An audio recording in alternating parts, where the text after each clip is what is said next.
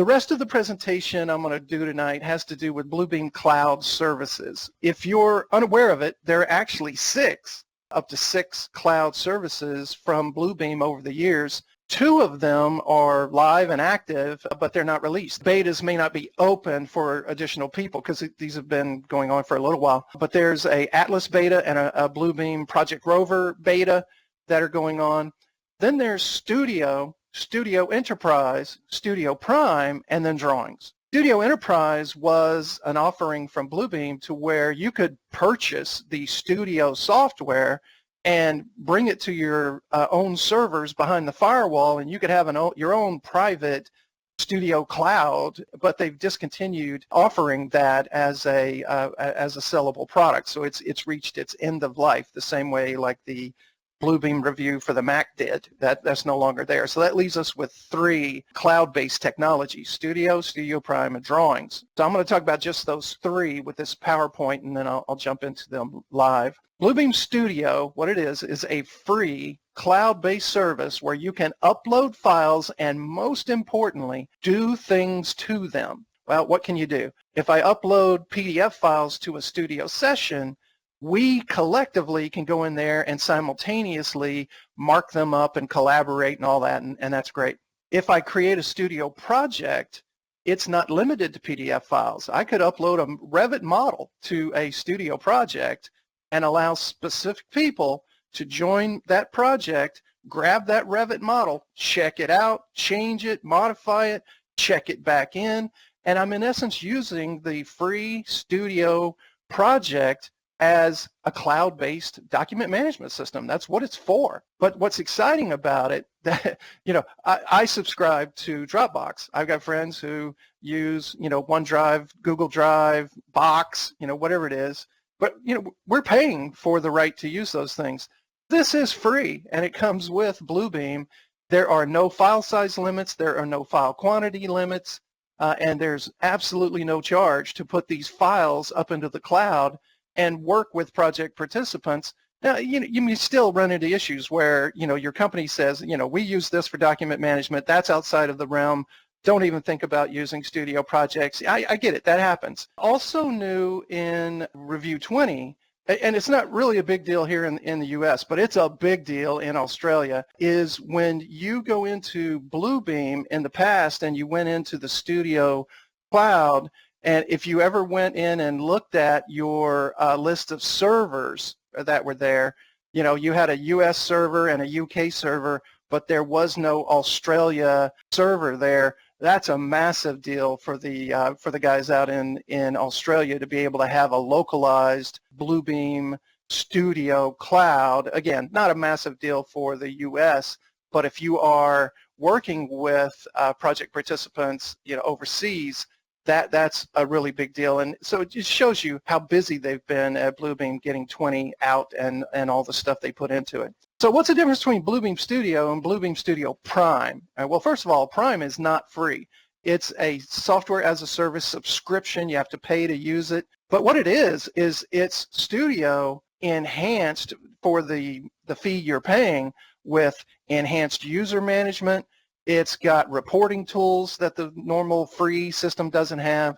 It's, to my knowledge, the absolute only way to take advantage of a Studio application programming interface, the API, where you can have a programmer write absolutely total custom code using the API and do totally custom things. They don't need Studio Prime to create the code, but then you need a subscription to Studio Prime in order to be able to take advantage of the created code and take advantage of the API, as you would need one of these subscriptions. But when I was working with it, the coolest part of it were the folder automations. You can go into your Studio Prime server and you can identify a watched folder and behaviors that are associated with it. You can set it up to say, I'm going to anticipate that I'm going to be uploading Word documents, and whenever I do and you see a Word document magically show up in this folder, automatically run it through a process, and you can script in essence what the process says. Convert it to a PDF, stamp it with this, do this to it, change this in it, and you can have that as an automated process, and you can have multiple automated processes, these things called folder automations. But that is, again, a subscription enhancement to Studio that goes beyond the free capabilities of it. And this is not all just going to be PowerPoint. I'm trying to wrap up this PowerPoint to get into the live stuff. And then there's Bluebeam Drawings. Bluebeam Drawings is a new service, free. It was released last year right before the Extreme Conference in Washington, D.C., probably about a week and a half before XCon. They released Bluebeam Drawings. We've been hearing about it for about a year, but it was released about almost a year ago. It is a cloud-based service where, just like Studio, where you can upload documents. It's not Studio. The great thing about Studio was you could upload files and, quote, do things to them. Drawings, you can upload files and let people look at them. So that's the primary difference between Studio and Drawings, is it is 100% view only, but it's free. It works with PDF files. It can work with Studio projects as the repository of the documents that you're using to feed your free Bluebeam drawing interface. And this is the most exciting part about it to me, is that it's 100% cloud-based, even though it's got mobile apps that you can use on mobile devices. You don't technically need them. You can use this product, this service 100% from a browser, and that opens it up to any mobile device at all. And even with the Android, there is a Bluebeam Drawings Android app that you can install. But even then, you don't need it. You can just go to Chrome, you can log into the server, and you can do exactly what you're doing in the app here. But it opens up Bluebeam documents, PDF documents in particular, to everybody on any platform, and you're no longer just limited to, as you probably know, on the iPad devices, the review and view products that go into Studio, they won't even work on an iPhone. They're 100% iPad based. Bluebeam Drawings works, again, any browser, therefore it's allowed to work on any device, and there are Bluebeam Drawing iOS apps that you can download and use as well, and it's 100% free, but again, it is limited to view only. When you allow people to come in and access your documents, they're only going to be able to view it. But sometimes that's really all you need, is the ability to see things and manipulate them. So I'm going to go back to Bluebeam, and I'm going to stop for a second and take a breath, and I'm going to get input from you guys as to what you are most interested in and what you would like me to continue to show you next. I've got about I'm planning for about 20, 25 minutes at the most. Would you like me to go into Studio and go into Studio Sessions and Studio Projects and then go to Drawings? Or would you like me to show Drawings and then show how that can relate to, I can go either way. If someone in particular feels really strongly, this is your chance to unmute yourself and tell me what you'd rather see. If no one says anything, I'm going to continue on with the Studio stuff and then go into Drawings. Terry, this is Angela. I just wanted to chime in here. Everyone, Terry is literally like a review guru and has given this presentation to somewhat modified since Review 20 came out, but please feel free to unmute yourselves and ask Terry if there is something more that you want to see, because he is definitely a wealth of knowledge. So if you feel more comfortable, feel free to message me directly and I can ask the question for you, or just unmute yourself. This is all for you guys. So we'll wait a couple more, like maybe 15 seconds. So I guess one thing that I would like to know is typical use cases that I guess you have seen in your various presentations for where you would use Drawings over Studio. I know on my job here, I've been going back and forth about trying to figure which would be the better option to use, or if it's worth going into Drawings to, have trades look at particular things instead of everything, or everything versus one thing. I know Studio, the interface for some of the foremen that I have on site is a little bit they get intimidated by all the different folders and whatnot, whereas I've seen the interface for Studio, which is a little bit more streamlined. They only have to see the list of drawings, and I know drawing's a little bit smarter in that it can recognize disciplines for each of the trades and automatically kind of name the files, whereas for Studio doesn't necessarily have that capability. Okay, first of all, it's unfortunate that Ryan was not able to be here tonight because that was the portion of the drawing stuff tonight that he was going to cover were real world use case scenarios, and yeah, I didn't pre-prepare for that, but I'll give you my opinion on that in a nutshell. It depends on who's involved and what you're trying to do. If the people involved in any way need to edit the file, they need to mark it up, they need to check it out and modify it. If they in any way need to modify it, then drawings is done. It's out. It just doesn't do it. It's 100% view only. So that's the first question to ask is the people that I'm considering letting in using one of these two alternative methods, do they just need to look at it? Well, if the answer to that is yes, now you've got two choices. You can either use drawings or you can use review, either Studio, either sessions or projects, and then you decide, well, they need to go in and they just need to look at it. They don't need to mark it up. They don't need to check it out. Now, which one would you rather use? It's up to you. If they want to use Studio projects, right, they have to have review. Now, it doesn't have to be a purchase licensed seat. They can download the trial. After 30 days, it's going to auto switch over to view only. And that'll be fine. They can continue to use it that way. They can go to the Studio Cloud when they join a session, even though it's an unlicensed copy, they inherit redlining capabilities, but they can go into Studio Project and they can view the documents that are in there, but they still have to have review, all right, whether it's on a PC or whether it's on an iPad, they absolutely have to have it. Now, if indeed that is an issue, and it is for some people, installing software on a computer system, it may or may not even be possible depending on your IT department. And I mean, I can do it, but I got to get permission to do it in my company. And I'll be honest, that's a hassle. Whereas if I wanted to use Bluebeam drawings and all you needed was, all you need is a browser and a BBID. That's it. You don't need anything else. You need a Bluebeam identification, a BBID, and you need a browser. And then somebody else is feeding the system, and then you're able to go in with nothing but a browser and view it and manipulate it. So I'm going to continue on with, I think I'm going to go into drawings and show how you would use it all by itself, and then I'll go into Studio Projects and show how you could use it with Studio Projects. So I'm going to shut down review totally here. Terry, I think I saw Evan raise his hand. Oh, I'm sorry, I didn't see that. Yep. Question?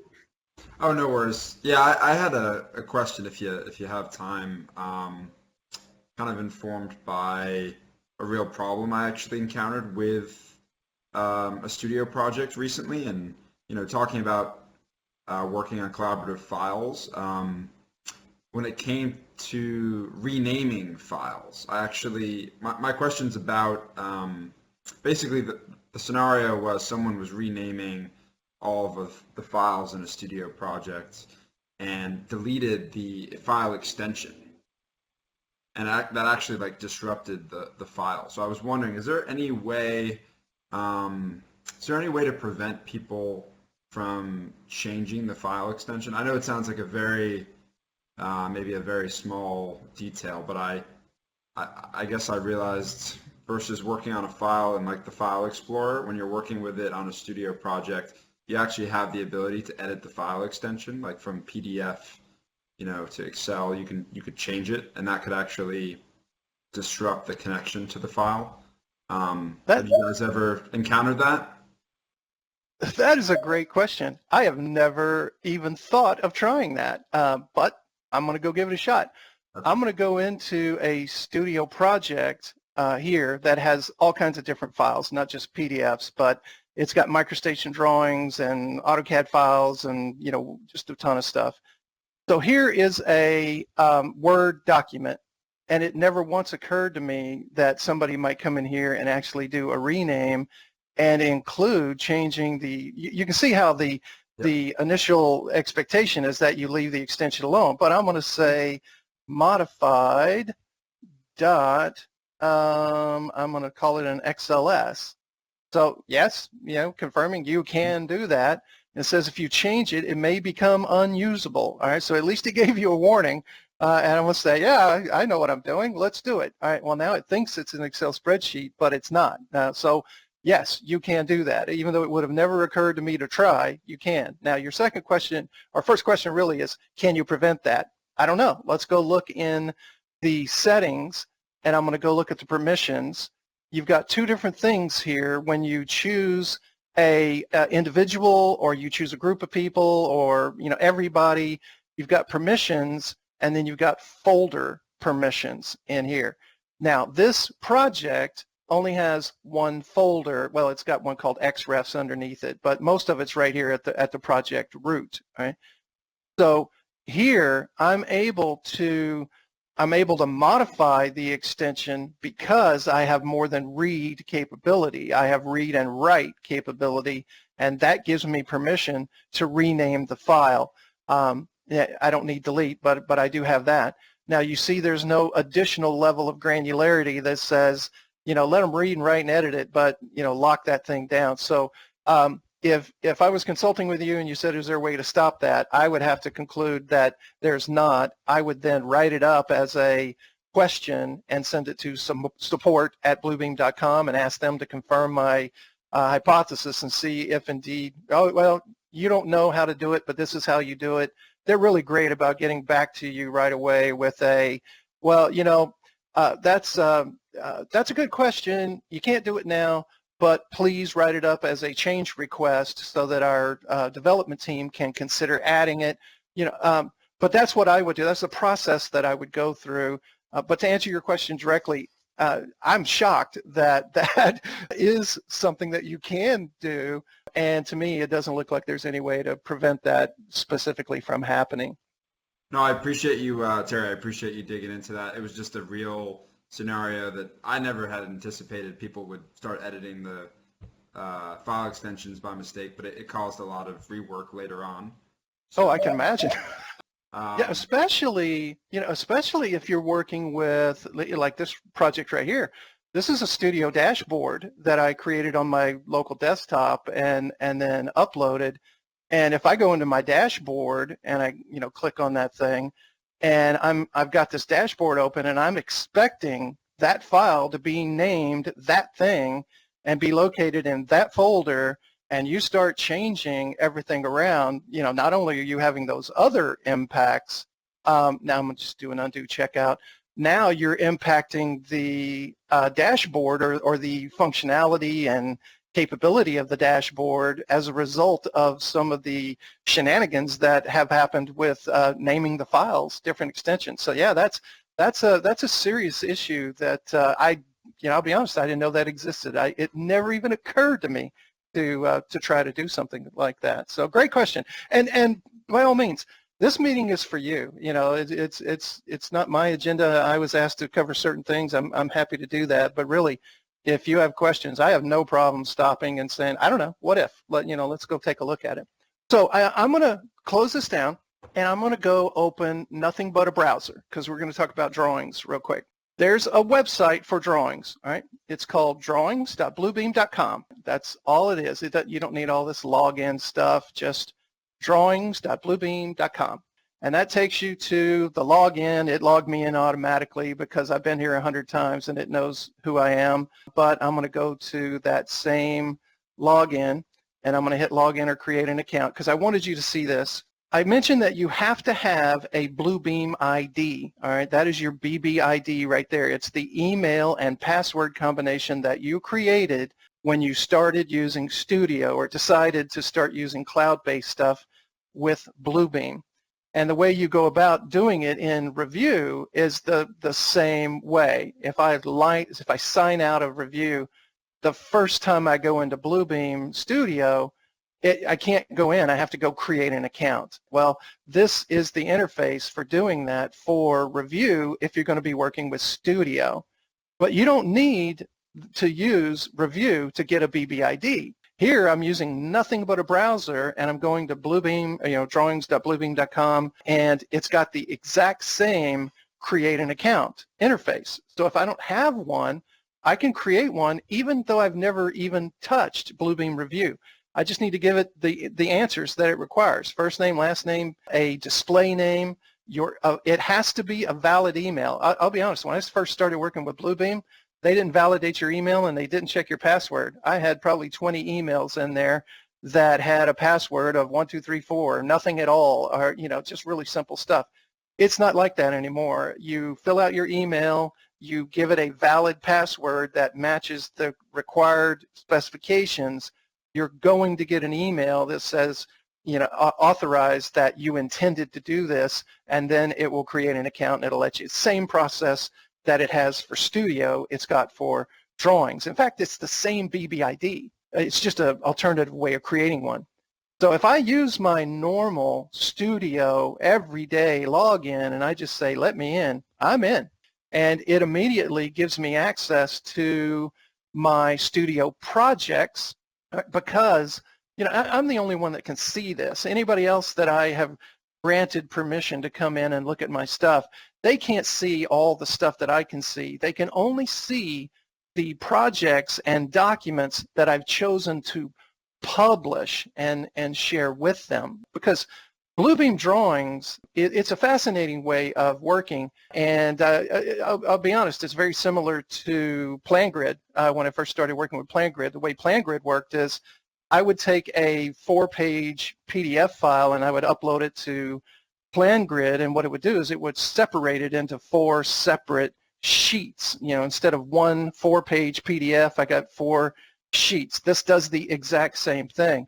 If I take a multi-page PDF and I tell it I want to publish that to various people and grant them access, it will also explode those grouped multi-page PDFs into separate sheets, and it creates, in essence, a super high-resolution image file, and then that is what ultimately gets published to the cloud, and people who are coming in to look at stuff, that's what they're actually seeing are the high-resolution images. And that's one of the reasons that it doesn't have markup capabilities and that type of thing, is you're not actually working with a PDF file, you're working with a published format of what the PDF file previously was.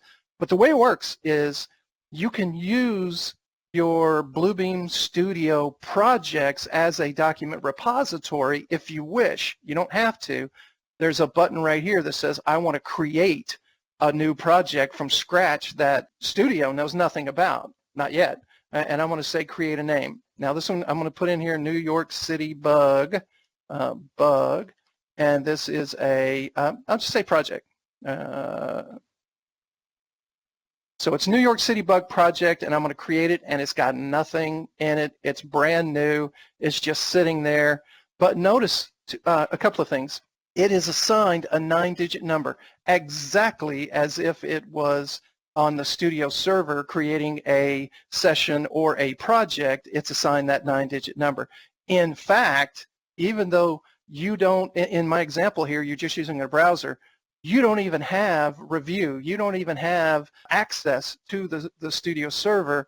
It just created a Studio project using your BBID. So if I come over to Review and I log back in as me, and I go in here and log in, even though it was never done in Review, it was done with a browser using the Drawings interface, it actually went in and created that project right there. It's the same as if I went in and said, let's create a new project. In fact, I can go click on it, open it up in Review, and I can go change all the control settings as to who can do what.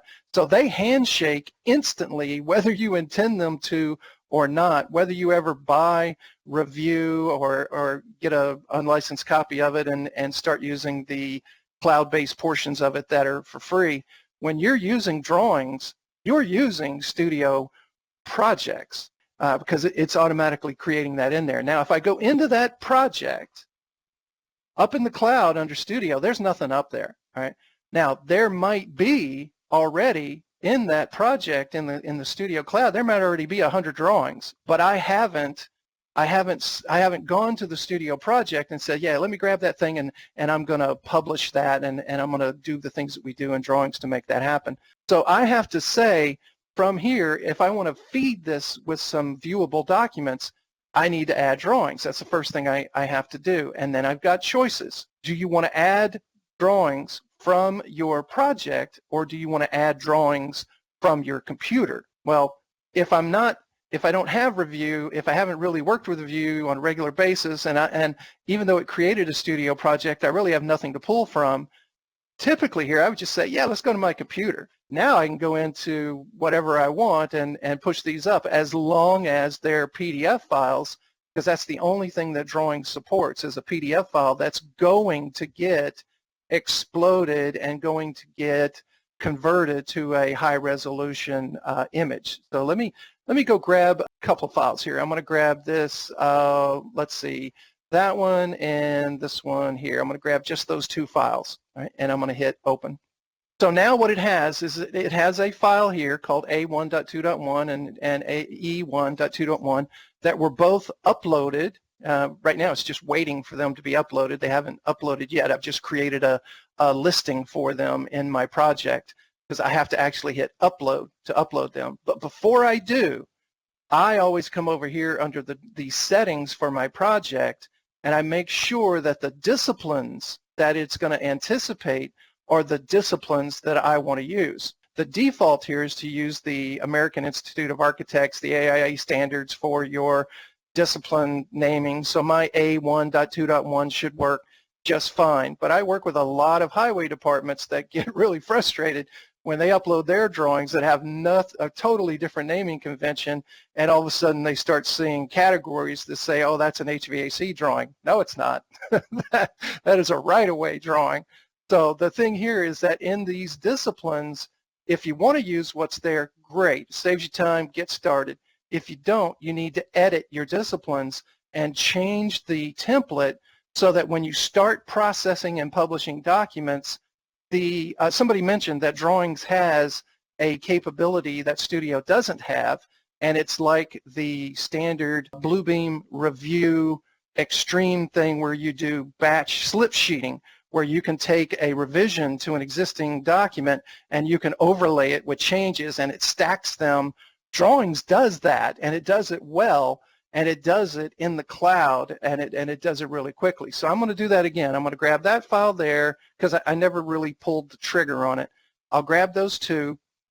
I know my discipline is what I want. I'm going to say upload that file, and it says your drawings are being processed. And that is what's happening, is what I told you was going to happen. It's getting converted from a PDF to a super high resolution image document, and it's processing those two files right now. Now these are both single page PDFs, so there's only one sheet in there. But if it was a 10-page PDF, I would wind up with 10 different sheets. So I go in here and I look at my project and I look at all the documents that have been published. There are none. I go and look at my drawing log. There are no drawings there. But if I go and look at the ones that are ready for review, there are two files that are in processing. They're processing right now. When it's done with that conversion thing, I will get an email that says your documents are ready. Right? Now I can sit there and wait for it. I can keep hitting my email, you know, like a watched pot, waiting for it, and I just killed the whole browser. Sorry about that. Let me bring it back over here. Go back into that project. Or I can just randomly, from time to time, I can go into that project, and underneath here, see now for review, it tells me that there's at least one document, probably two, that are part of a batch. And it says there are two documents done today by you that have finished processing, but now they must be reviewed and they must be published. Two different actions. So I choose that, and it gives me my list, and it tells me what it thinks it sees. It tells me that this is numbered A1.2.1. It is the second floor architectural plan. It is the architectural discipline. It doesn't have a date on it, so I'm going to say September the 1st, and I'm going to call it revision 1. Then I'm going to come back and say this one is electrical. That's correct. That's correct. And I'm going to put on here that the same release date was September the 1st, and it was also revision 1. But I have not finished. All I've done is review it. All I've done is index it with the appropriate metadata. Until I hit that publish button, nobody other than me can see this stuff. So when I hit publish drawings, that's fast. All right. The slowest part of this process is that converting a PDF to a high resolution image file. But once you're past that, it's really super fast. Now, anybody I allow to come in with any device. In fact, I'm going to take my iPad and I'll show you what somebody would see if I let them come in and look at this thing on their iPad. I'm going to open up the software program that lets me synchronize the screens together. And I'm going to come in here and hit screen mirroring. All right, now you can see my iPad. I'm going to hop out of that. If I go to that folder, there is an app for drawings. All right, I can click on that and I can use that.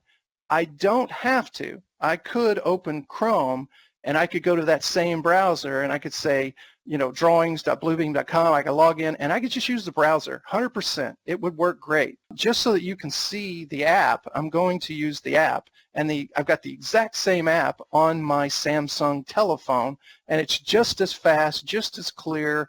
It's really nice, and it's all free. Right? But here's the project that didn't exist, I don't know, 8 minutes ago, 10 minutes ago. It's there, and it tells me I have access to it, but it also tells me it's not on my device. So I'm just going to hit that little blue button that says, you know what, I want to bring it to my device, but not just the latest version. I want all versions that were for any document that's up there. And I hit download project, and it's downloading it. Right? Now, it's only 2 sheets. You know, it's nothing huge.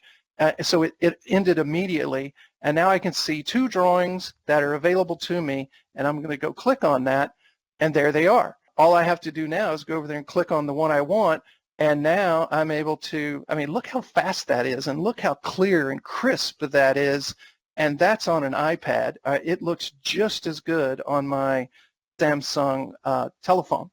Terry, hi, this is Carlos. I find that our subs are really going to use this drawings app, not so much drawings, you know, via the computer or / laptop. So I'm running into an issue, and maybe you could help me out. So when, you know, I have Bluebeam review, you know, we're in the very beginning construction, so, you know, one civil drawing, we're just finding a lot of great, you know, elevations being changed, and, you know, so what was, you know, 0 revisions now becomes, you know, 4 or 5. Is there a way where that revision 5 will also be reflected in drawings app? Oh yeah, I'm going to show that next. I was Okay. just about to point out up here in the upper right-hand corner there, there's a little blue clock face looking indication that when you click on that, it takes you to the version history. Now this one only has 1 version, but there could be 1, 2, 3, 4, 5 in there, and in that history you can go and click on the previous versions that were there. All right. I wanted not to clear up, but I wanted to point out one specific limitation of the system before I started doing additional versions, and that is this. Whether you're using the app or whether you're using a browser, when you're working with drawings, there's 2 different types of project participants. There's the people who are going up there and accessing the information, and then there's the people who are providing the information, you know, the content suppliers. That is something that is designated as a Bluebeam Drawings uploader. It's a role, and you have to be authorized for that role, and you do have to own a license of Bluebeam in order to be a supplier, an uploader. That is all handled. I'm going to slide over here. That is all handled through Bluebeam, through your account information. All right, so if I go into, I have a drawings folder. Yeah, I do. There we go, the admin portal. So if I go up to the Bluebeam gateway, now this is part of just normal Bluebeam. It's part of your license management. If you're not an administrator, you've probably never seen this thing. But if you're able to get into the gateway with your BBID, you're able to do a lot of things. You're able to see your licenses. You're able to identify who's an administrator within your corporation, all that type of thing. But right in the middle is Bluebeam Drawings. And here is where you manage your drawings users. And it's where you also identify who your, oh, it looks like I have to update mine. Yeah, I haven't done that. But it says select a license for someone to be a drawings uploader. All right, I'm going to choose my new Review 20 license. And I'm going to, let's see, I'm going to choose, yeah, so we got one right here, add drawing uploaders. And now you can come in and you can say, okay, Terry Klein at Infotech, you know, that's our, based on that license, that's the uploader. So all of that has already been done for me, and that's why it's working. But in order for me to even be able to feed the system, which is what I did when I logged in here, and I created that project, and then I went in there and I hit that button that said upload drawings. That button will never show up if I don't have a Bluebeam license, and more importantly, my license administrator for my company has identified me in that gateway as an authorized uploader, someone who is a content provider to push these things up. Everybody else who's just coming in to look, they don't need a license. They don't need Bluebeam. They don't need to be identified as an uploader. They just, you grant them permission to come in and look at your stuff, and they're able to do it with a browser or do it with the app. Now, let's say that this drawing has changed. So now what I want to do is I want to upload a new version. All right, so I'm going to say upload. Again, do you want to go to the studio project or your local machine? My local machine. Now, when I say local machine, I mean any accessible drive. It can be on Google Drive, it can be on Dropbox, wherever you want the thing. It's just where I'm pulling from. I'm going to go in and I'm going to grab that same. Actually, I should open it up with Bluebeam and make a change to it so you can actually see a change. All right, so I'm going to go locally here. I'm going to do open, and I'm going to go to that folder, and I'm going to open up that A1.2.1, and I'm going to come in here and I'm going to do some highlighting, and I'm going to draw a big red X. All right, now I'm going to grab everything, and I'm going to flatten it. I'm not even going to flatten it. I'm just going to save this thing. Save that file. Done. It's changed. All right, and it's changed on my local machine. So now I come back to drawings, and you know, this could be a completely different person who just has access to this thing. Say I want to upload that file. I go look at the A1.2.1. That's obviously version 2, which is what I'm after. Say, yep, that's what I want. It already knows it. I have to upload it again because it's new. It has to go through that conversion process. It has to convert it from a single-page PDF to a single high-resolution sheet for that particular document. And again, it's going to take it a few minutes to do that and send me that email, and then eventually I'll be able to go to review and I'll be able to look at, you know, the one that's being processed right here. When that is all done, and I can, it will know that this E1.2.1 is the same sheet as this one here, and it'll automatically prompt me to say, hey, those two are the same. Do you want to do slip sheeting, in essence? And it works fantastic, and it's a feature that studio projects and studio sessions just don't have. It is unique to Bluebeam Drawings as far as making these documents up to date. So there it is. I have, you know, every time you push up a file, you have to go through that process. You have to upload it, which converts it. Then you have to review it and make sure the information is proper. Then you have to publish it. Right? You can't skip any of those steps. So it is architectural. It is the second floor. The number is correct. The date is going to be different. I'm going to say this is today's date. This is revision 2, right? And I'm going to select it so it's activated, and I'm going to say, yep, do it. Right? And it did it. Even in the browser, there's a little indicator right there that shows you this has multiple versions. And if I go in there and I say, let me see that thing in the browser, and I'll go back to the app here in just a second, it tells me it's an architectural drawing. It tells me it's version number 2, but the link to the history is down at the bottom in the browser. You click on that and you can say, oh, well, what did version 1 look like? Well, that's what version 1 looked like. This is what version 2 looks like. This is the browser-based form of the superseded stamp that you see when you're doing traditional set-based slip sheeting. This is what it looks like in this drawing application. But here we go back to my iPad that's been sitting over here doing nothing. If I go click on that project, see, I was already logged in, so it doesn't know that anything has happened. But if I do something, if I swipe my screen, I take some action, it tells me right here, there's been an update to this project. Do you want it? And I'll say, yep, of course I want it. And then I'll click down here that I want to download the update, and it's downloading it. And now it does the exact same slip sheeting on the iPad app. Same thing. If I went to my Samsung phone, it would look exactly the same. When I click on that sheet now, it goes to version 2.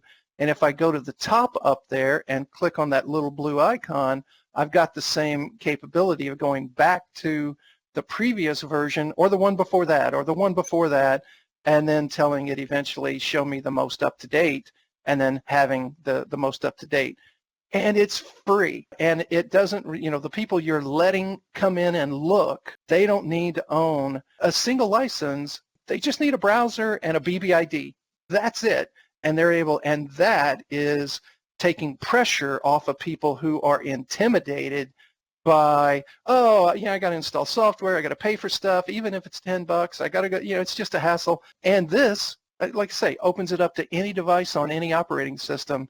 I'm shocked that a greater number of people aren't taking advantage of drawings on a daily basis. You should, if you haven't played around with it, you absolutely owe it to yourself to give it a try. Now, I don't want to dominate your conversation tonight. That's all I intended to show, and I never even showed studio sessions. But I am willing to stay as long as you're willing to, ask questions and want to stay. That's up to you guys. But I'm going to stop here and see if anybody wants to see anything else. Terry, thank you for presenting the Drawings app and the actual drawing software via web. However, Review and the Drawings app,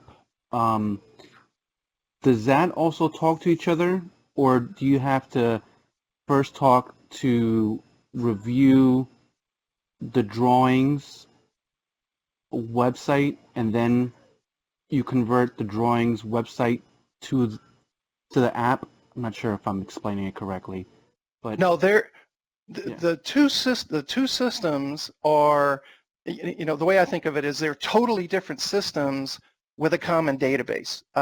I can go into Drawings and tell it that I want to create a new project, and what it really does is create a project over in the Studio server under Studio Projects, right? And it works that way. But again, that's just where it's storing stuff, because you need to make sure you completely understand this. These drawings that you see here are not linked to the documents that are stored over in Studio. If I went into Studio and changed a drawing that I had published through this interface, you would not see it. It's not instantaneous.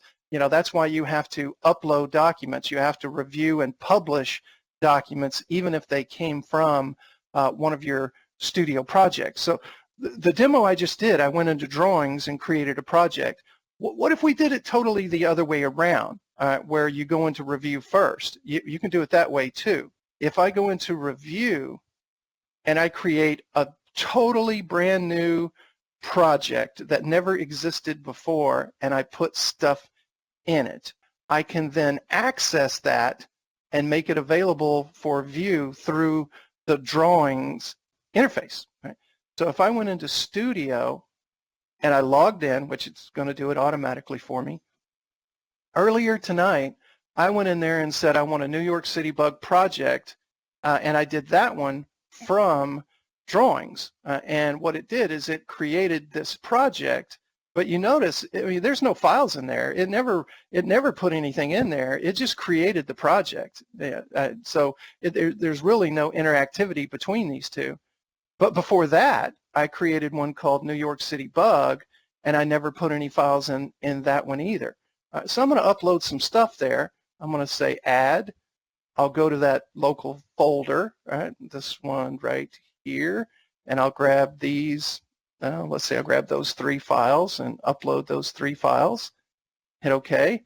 You know, that's normal stuff. It's just uploading a PDF, and those PDFs are now up in the cloud, and they're in the cloud in a Studio project. Now, here's the thing, though. All right, let's wait till that. I don't even have to wait. I'll let that thing continue to churn, and I'm going to go over to my, let's see, let me go over to my, I'm going to open a new browser without killing this browser by accident, because that would be bad. It would shut down my whole access. So now if I go back to that Bluebeam drawings thing right here, this interface, the cloud-based interface, or I go to my iPad, either one, I'm getting into here. The only reason I'm seeing all of this stuff is because I'm logging in using my same BBID. Right? If I had logged in as someone else, if I got out of here and I went to log into that drawings thing and I said, you know, no, I'm not Terry, I am, you know, walter.d.klein@gmail.com, yeah, and I logged in there.